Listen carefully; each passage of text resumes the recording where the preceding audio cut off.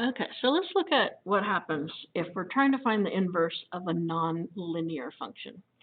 Now, this function right here is called a power function. And we call it a power function, just it has an exponent and nothing else going on. Okay, so let's do it the way that we already said. We're going to change that to y. Um, okay, then we're going to flip x and y. And I'm going to put my y on this side.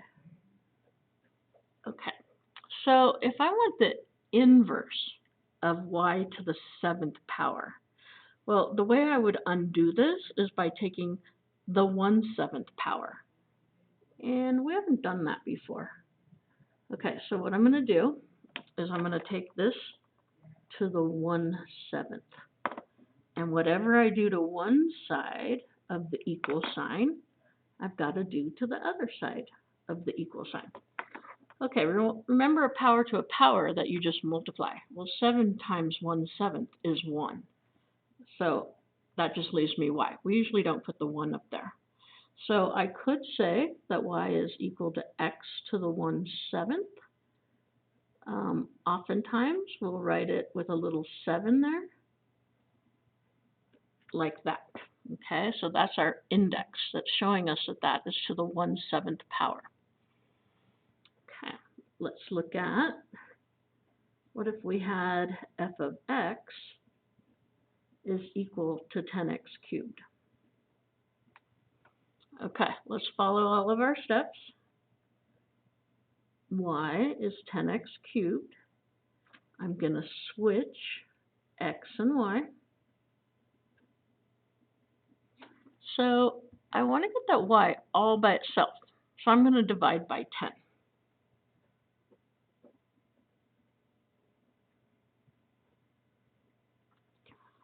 Okay, now in order to get y by itself, I'm going to take the inverse of cubing, which is going to the 1/3 power. Okay, and I'm going to write my y over on this side right here. So I'm going to take that to the 1/3 is equal to x over 10 to the 1/3. Okay, 3 times a third, that's just 1. And I could write it just like this, x over 10. I would have to keep the whole thing in parentheses to the 1/3. I could write it as the cube root of x over 10. Okay. Now, let's look at, well, what happens if I have an even power?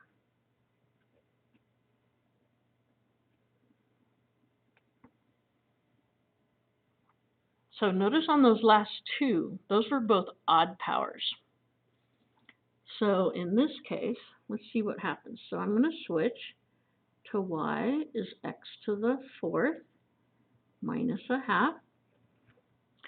Okay, I'm going to switch x and y. Here, let me put this right here so we see that that one's done. So x equals y to the 4th. Okay, I'm going to get that y all by itself. So x plus 1/2 is equal to y to the 4th. Okay, so I'm going to take the 4th root. Now here's the thing that's really important. If you take an even root, let's put it here.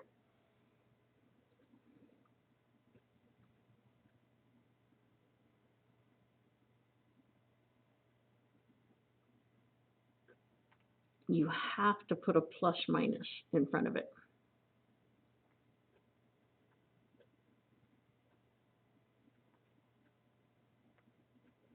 And if you don't, you're missing a whole answer. Okay, and you want to be careful because people start thinking that they have to put that on every root. And you don't put it on like an odd root. Because if I asked you the cube root of 8, it's 2.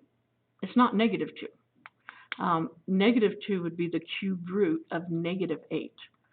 But if I asked you for the fourth root of 16, well, that could be 2, because 2 to the fourth is 16, or it could be negative 2, because negative 2 to the fourth is 16. So anytime it's an even root, you have to get that plus or minus. And people think if they leave it off, it's no big deal. It is a big deal. It's an entire answer that you're missing. Okay, so I'm going to put my y on this side to the 1/4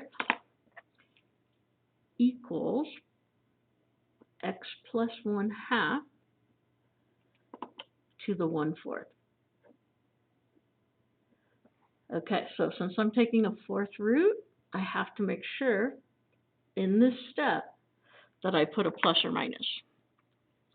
Okay, so y equals plus or minus, and I'm going to call this the fourth root of x plus 1/2. Okay, so there are two solutions to this problem right here. This problem has only one solution, and this problem has only one solution. Okay, so watch out for those.